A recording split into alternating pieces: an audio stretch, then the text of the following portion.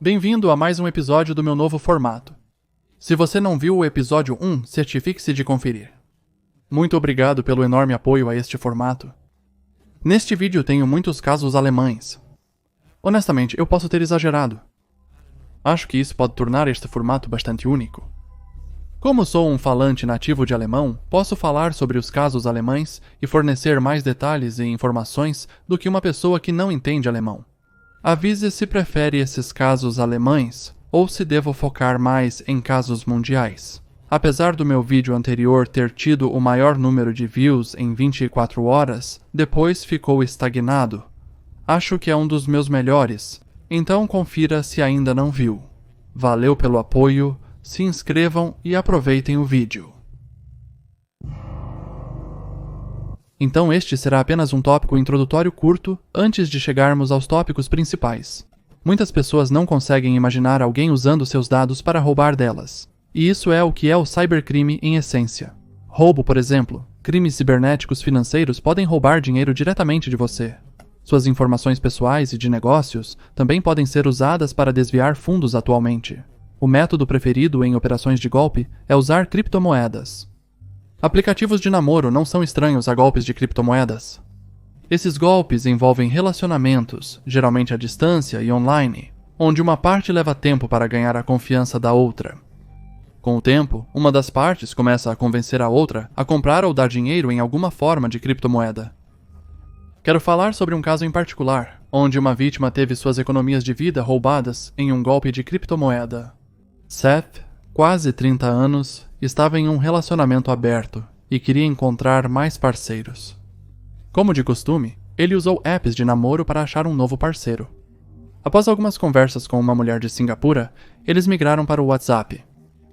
No WhatsApp, eles trocaram fotos, vídeos, mensagens de voz e até tiveram uma chamada de vídeo íntima que não incluía seus rostos. Supostamente ambos apaixonados, Seth perguntou quais eram os hobbies dela e foi nesse momento que tudo deu errado. Ela começou a falar sobre investir em criptomoedas. Seth, claramente apaixonado, decidiu ser seduzido por ela para investir $5.000 em um site chamado bsvglobal.cc que, se ele tivesse as ferramentas corretas para identificar, teria percebido que é claramente um site de golpes. Para concluir este tópico, Seth eventualmente percebeu que o site é uma fraude e que ele não conseguia mais retirar seu dinheiro. A mulher de Singapura insistiu para que ele investisse, mas ele recusou. Nesse momento, a mulher disse a ele que sabia onde ele e sua esposa moravam e que iria enviar bandidos de rua para a casa deles para agredi-los.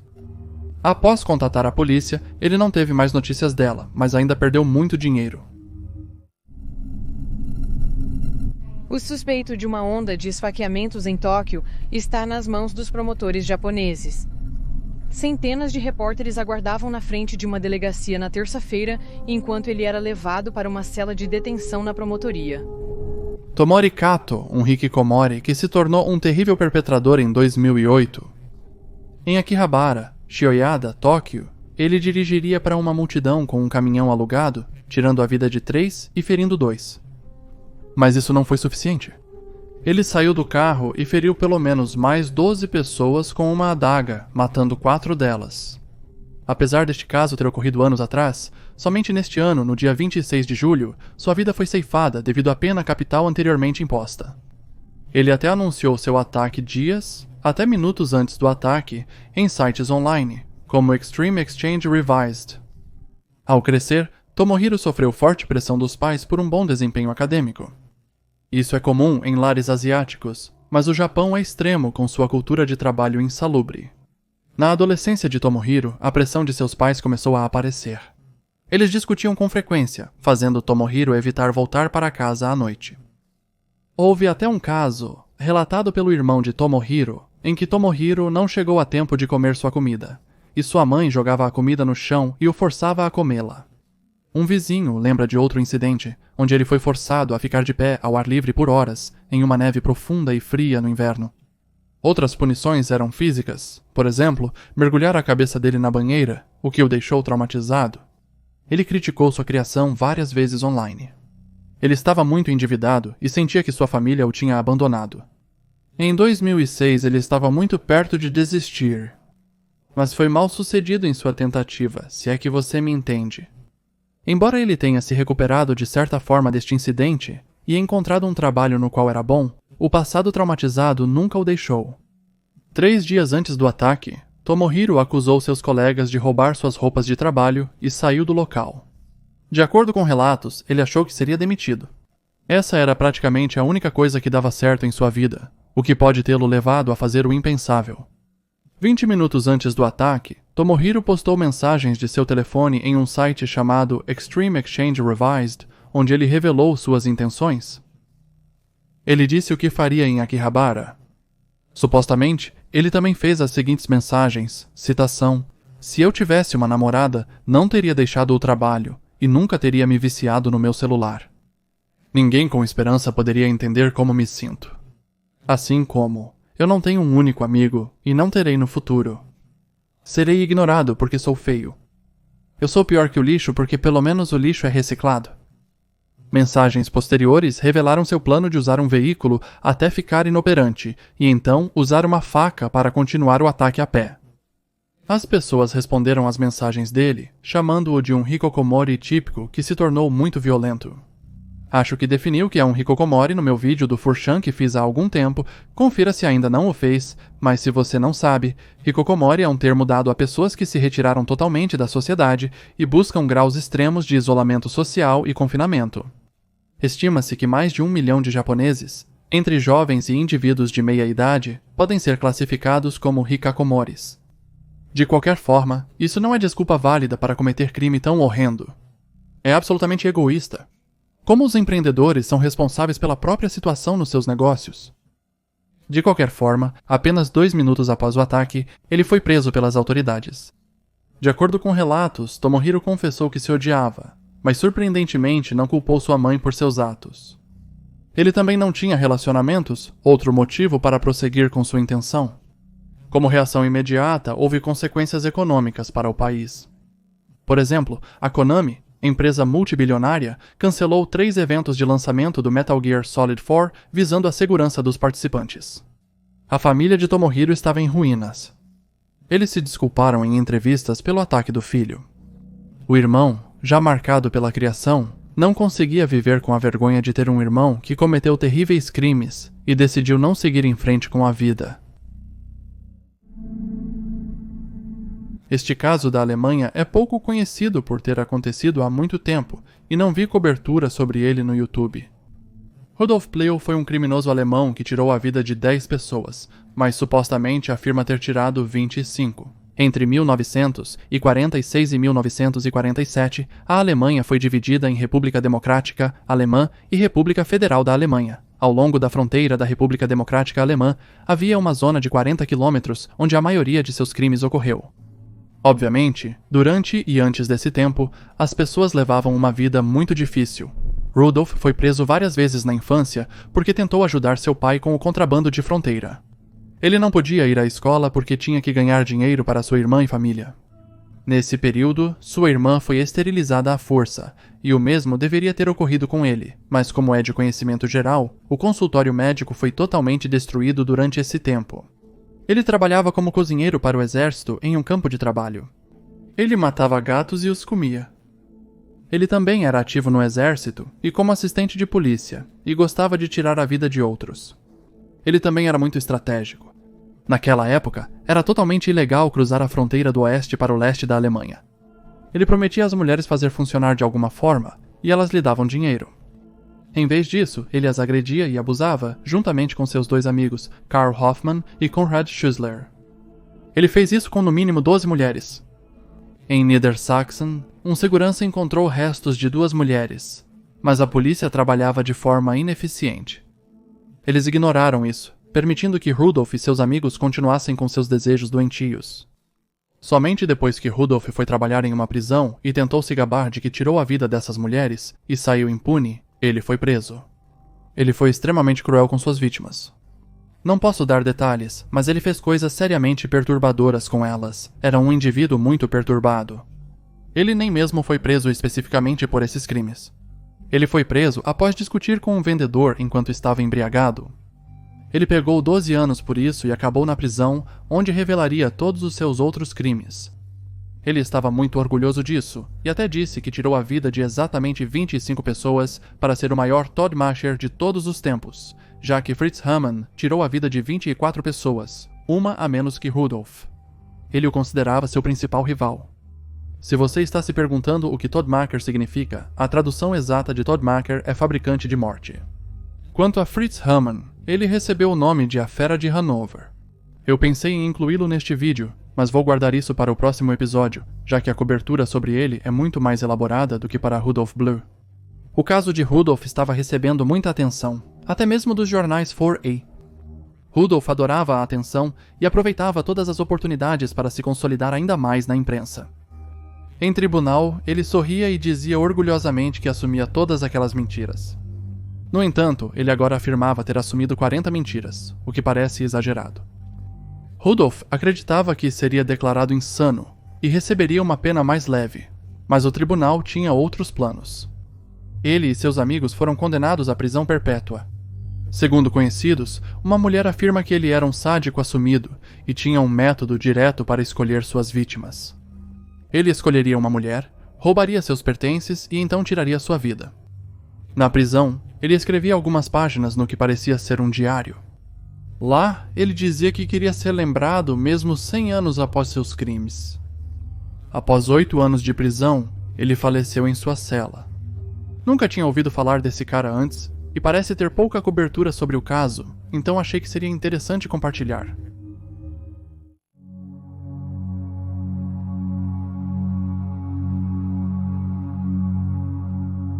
Este é provavelmente um dos piores casos de falha do sistema jurídico. Issei Sagawa não foi punido por seus atos, e pôde andar livremente. Até ganhando popularidade internacional escrevendo livros, resenhas e até aparecendo em inúmeros filmes. Este é um caso muito extraordinário, então vamos falar primeiro sobre a vida dele para entender completamente como isso foi possível em primeiro lugar. Issei Sagawa nasceu em 1949 em Kobe, Hyogo. Embora o Japão não estivesse em bom estado naquela época, sua família era na verdade bastante rica. Seu pai, Akira Sagawa, atuou como presidente da Kurita Water Industries. Atualmente, a empresa possui mais de 5.000 funcionários e uma receita estimada em 2,3 bilhões de dólares, somente em 2022. O pai de Issei, especialmente naquela época, tinha grande influência econômica e política, então dinheiro nunca foi um grande problema. Issei teve complicações de saúde ao nascer, mas superou-as. No entanto, ainda possuía saúde frágil e personalidade introvertida. Sua estranha obsessão começou em seguida. No primeiro ano, ele experimentou seus primeiros desejos canibais ao ver a coxa de um homem. Ainda pior, durante seus anos mais jovens, ele participou de relações sexuais com seu próprio cachorro. Durante esse tempo, ele não só estava interessado em comer homens, mas preferia mulheres. Ele conseguiu passar pela escola e frequentou a Universidade Kwanzaa-Gakugen, concluindo seu mestrado em literatura inglesa. Ele também estudou na Universidade Wako, em Tóquio, local do primeiro incidente com a mulher. Issei ficou muito interessado em mulheres estrangeiras. Aos 24 anos, ele seguiu uma alta mulher alemã loira até sua casa. Ele se interessou pelas coxas dela. Ele decidiu invadir enquanto ela estava dormindo. Seu plano era bastante óbvio: levar algumas partes dela com ele. Ainda bem que seus planos falharam. Ela a acordou e o derrubou. Ele foi capturado pela polícia, porém, curiosamente, nunca admitiu suas reais intenções. Por ter um pai muito rico, este pagou a vítima para que retirasse as acusações contra o filho. Eu acho que a falta de consequências deu a Issei algum tipo de confirmação. Ele sabia que se algo desse errado, poderia contar com seu pai para resolver. Em 1977, aos 27 anos, Issei mudou-se para Paris para fazer doutorado em literatura na Universidade Sorbonne. Segundo relatos, Issei admitiu que traria uma mulher para casa todas as noites para tirar a vida dela. Mas cita: "Por algum motivo meus dedos congelaram e eu não consegui puxar o gatilho." 1981, Issei agora tinha 32 anos e encontrou seu principal alvo, Renée Hardwelt. Ele a conheceu através da universidade e a convidou para jantar em seu apartamento sob o pretexto de traduzir poesia para um trabalho escolar.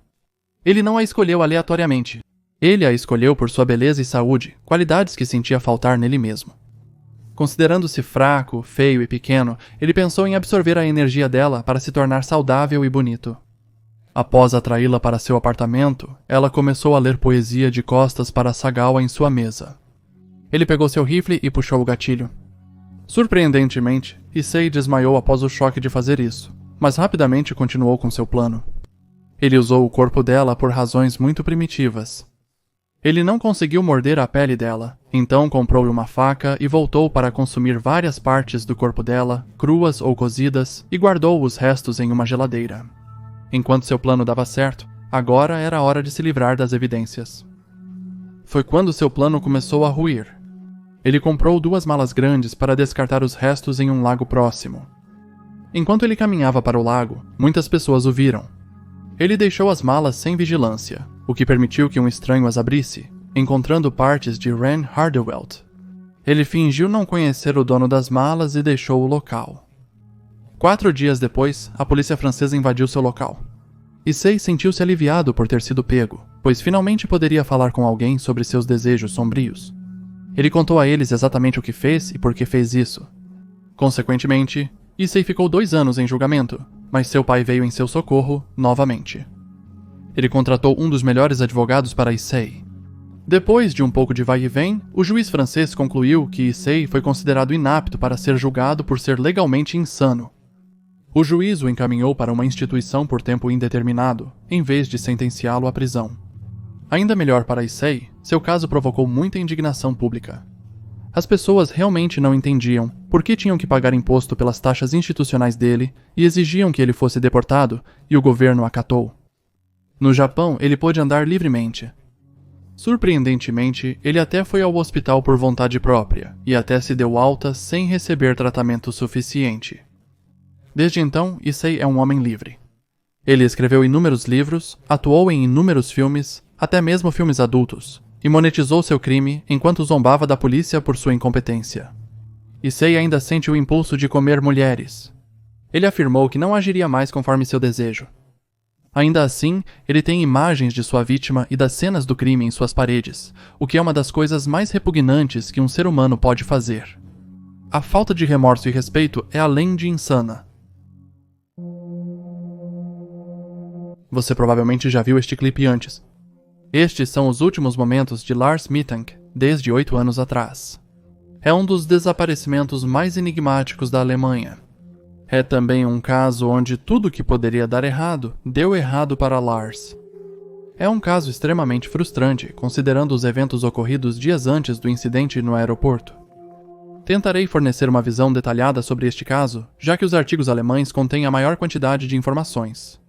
Quero afirmar que as informações a seguir foram cuidadosamente pesquisadas, mas podem conter erros.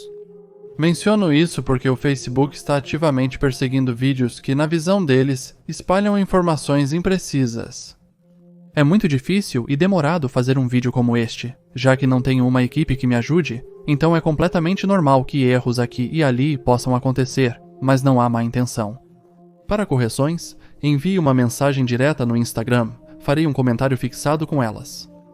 O objetivo é trazer consciência para este caso, a fim de aumentar as chances de encontrá-lo, não espalhar desinformação. De qualquer forma, vamos começar. Lars é descrito por colegas e familiares como uma boa pessoa.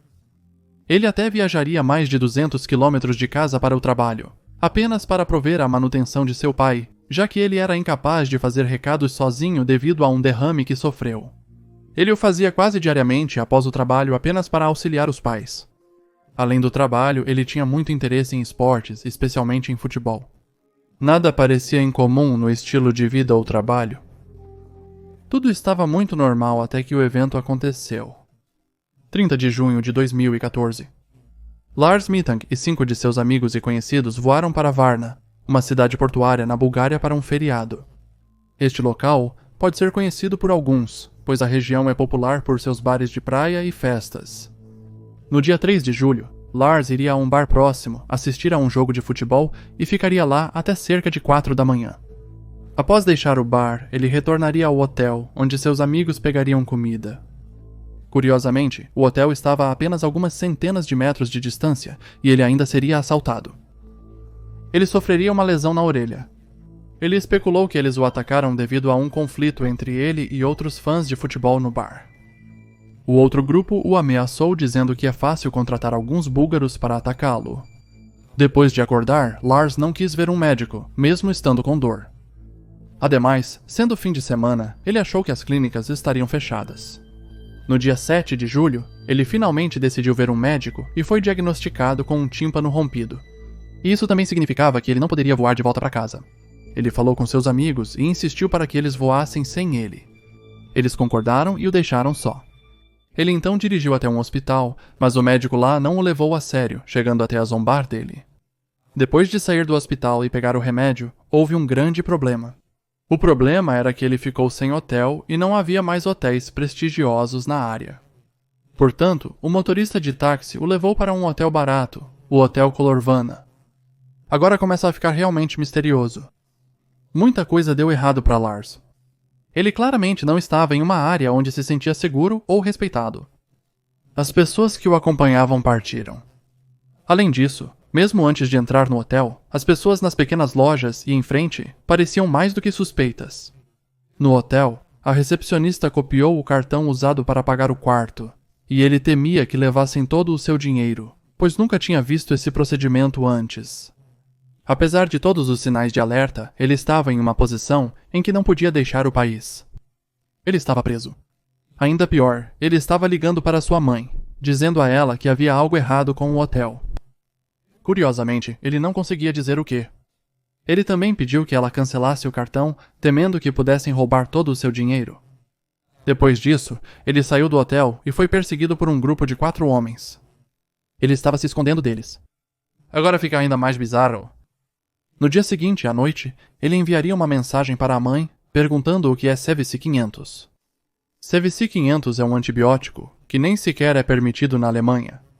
Este medicamento foi prescrito para ele no hospital búlgaro. É conhecido por causar psicose, ataques de pânico e até danos nos nervos. Esta parte aqui é o que algumas pessoas usam para criar teorias e tentar explicar certos cenários e seu desaparecimento. Embora seja possível que ele tenha sofrido com efeitos colaterais, não é 100% confirmável, embora tenha acontecido uma coisa no aeroporto para confirmar se ele de fato sofria de efeitos colaterais. No dia seguinte, Lars foi visto pegando um táxi para o aeroporto. No aeroporto, ele ainda ligava para a mãe pedindo mais dinheiro. Ela disse a ele para ir ao médico no aeroporto para confirmar que ele estaria bem para voar. Nas filmagens, Lars é visto perguntando a uma funcionária as direções para o médico do aeroporto. Ele então continua andando. O médico o examinou, deu-lhe gotas para o ouvido e ofereceu-lhe comprimidos para o ouvido, mas Lars recusou. Poderia-se argumentar que a recusa foi devido ao medicamento recebido anteriormente que causou efeitos colaterais graves. Deixe-me ser claro, esse assunto é muito mais importante do que parece. O médico conseguiu ver coisas que não foram captadas pelas câmeras no aeroporto. O problema é que o médico mudou sua declaração 3 vezes, o que o torna uma testemunha não muito confiável. Porém, sua afirmação principal se manteve. O médico deixou claro que Lars tinha ansiedade e parecia muito estressado quando um cara em uniforme entrou na sala. Supostamente, ele disse algo e então saiu. Lars então ficou tão assustado que fugiu, deixando para trás tudo o que tinha consigo, incluindo seu telefone. O problema é impossível confirmar o que o médico diz? Durante a investigação, constatou-se que provavelmente não havia funcionários da companhia aérea nem do aeroporto na sala, contradizendo 2 declarações anteriores do médico. O problema com os clipes que você está vendo agora é que esta não é a versão original das filmagens. A mãe do desaparecido foi ao aeroporto logo após o sumiço e viu que as filmagens originais divergiam da versão editada entregue à polícia. Não só foi editado, como foi entregue à polícia depois de mais de meio ano solicitando. Ademais, a equipe do aeroporto e a polícia búlgara demonstram grande desinteresse e falta de profissionalismo para auxiliar neste caso. Se o vídeo foi editado, é algo confirmável, já que há uma enorme falta de filmagem. Só vemos Lars entrando no aeroporto e fugindo. Mas sabemos que ele ficou lá por um tempo, comprou comida para si mesmo e lavou o rosto no banheiro. Quando a mãe chegou ao aeroporto para ver as filmagens, ela viu muito mais do que foi oficialmente compartilhado pela polícia. Isso pode parecer uma conspiração, mas são os fatos. Algumas pessoas teorizam que Lars pode ter imaginado estar sendo seguido por um grupo devido ao remédio que tomava. Ademais, ao entrar no táxi rumo ao aeroporto, o motorista notou suas pupilas dilatadas ao olhar em seus olhos. Isso pode indicar que ele misturou drogas com o remédio, o que pode ter provocado alucinações ou outras limitações cognitivas. Também especulam que, ao fugir do aeroporto, ele estava tão paranoico que acabou em uma floresta sem ter as habilidades de sobrevivência necessárias para escapar. Isso é apenas uma especulação. Considerando todos os eventos ocorridos, é plausível que ele estivesse sendo seguido por uma ou mais pessoas. Outra teoria é que ele perdeu a memória devido ao tímpano rompido e está na Bulgária ou conseguiu retornar para a Alemanha de algum modo. Especula-se que isso, combinado com o fato de que ele foi maltratado várias vezes, o tornou num pária social. Ele evita interações sociais e não confia nas pessoas. Embora seja uma teoria plausível, é impossível de confirmar. Existe um grupo no Facebook dedicado a encontrar Lars, mas a maioria das postagens apenas desmascara teorias ou supostos avistamentos dele. Ainda é a melhor forma de contatar a família. Se tiver algo, sinta-se à vontade para contatá-los ou me mandar uma mensagem no Instagram.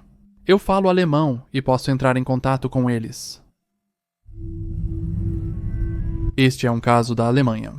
Mais especificamente de Munique, na Baviera. Sonja Engelbrecht está desaparecida há 27 anos e não houve nenhum rastro por muito tempo. É definitivamente um dos desaparecimentos mais misteriosos da Alemanha. Na época do seu desaparecimento, ela tinha apenas 19 anos.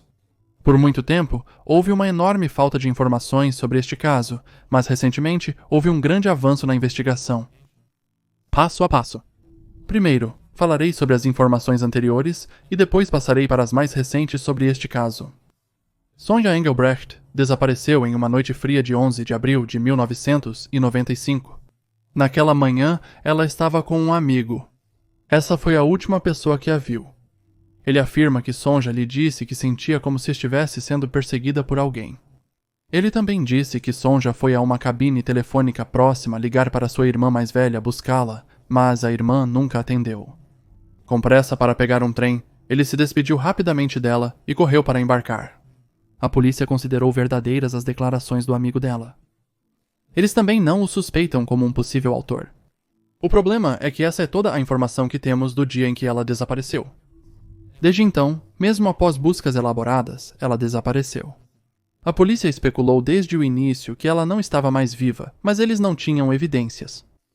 Por 24 anos, houve pouquíssima progressão no caso.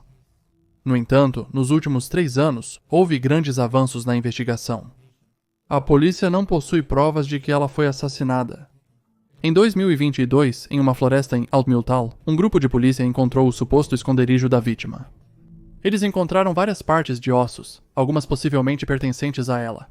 A polícia segue tentando identificar partes dos ossos, mas é questão de tempo até identificarem os restos mortais. Através de tecnologia avançada, eles podem ser capazes de encontrar informações do perpetrador, que pode ter deixado rastros nos restos. 200 metros daqui, a polícia achou um fêmur em 2020 confirmado ser de Sonja após teste de DNA. Com a nova informação, a polícia especula que o perpetrador escondeu o corpo no local. Como o corpo estava tão bem escondido, eles acreditam que o perpetrador deve ser da área. O local é de difícil acesso por meios convencionais. Além disso, na mesma floresta havia mais 2 esqueletos. Os esqueletos pertenciam a um casal. Eles sumiram em 2002 e foram achados 18 anos mais tarde. Havia 4 suspeitos principais, mas ninguém foi acusado. Curiosamente, a polícia agora assume que um desses 4 também tirou a vida de Sonja. O que fala contra isso é que a vida do casal foi tirada 7 anos após o desaparecimento de Sonja. A polícia também tenta reconstituir o dia em que ela sumiu, para saber o que ela fez, a que horas, para potencialmente identificar o perpetrador. Sei que parece muito tarde agora, mas a polícia não tinha a tecnologia atual e não havia rastros na época. A família de Sonja afirmou várias vezes que eles não confiavam em um amigo que estava com ela em 11 de abril. Após mais de 20 anos, é surpreendente ter um avanço tão significativo em um caso arquivado. Avisarei se tiver mais informações. Ei, é isso para o vídeo? Antes de terminar isso, quero agradecer rapidamente aos patronos nos níveis Elite e Lenda, que consistem em Amy Stringfellow, Ellen Eberle, a mãe de Helena Hatchway, Andrew 906, Bodhi, Brian Cave, Brian Arkeoff, Christopher, Dennis Greasefire, Diamond X Dust, Digital Capybara, Edgar, Jeb, Jennifer Gilmore, K-Force Silver, Malia Schomberger, Malcolm Mart, MG, Momodonie, Natalie Weston, Nick Castle, Riley Beard, Tequila Mockingbird, Vladislav Koshevi, Wish Corps, Esforav, 44, Aaron Hubbard, Weed Jesus, Cherryman, 666, Chris K, Christopher Jaw, McCulloch, Courtney Occult, Krebs-Zugan, Dark Sparrow, Dave Berkins, DJ Chester, Edison Ajazi, Electrocat, Ili Bueno, Ian Wengmer, Faster River Pindicano Astaldo, Gusunana, James Baker, James Cannon, Just Jackie Kaneki, Tobias Laura Hansen, Lord of the Lizards, Madeline Tanner, Morgan C., Nicole Eaton, and a sequel, Rick Santino, Sierra Serene Dusk, Sean Sparks, Shawnee Sumitra, Soccer, Victoria Atkins, Jack Adamick, Harley Q, Luigi, Little Ruse, Rebecca Bell, William Taylor, a Sapphire. Vejo vocês muito em breve. Adeus.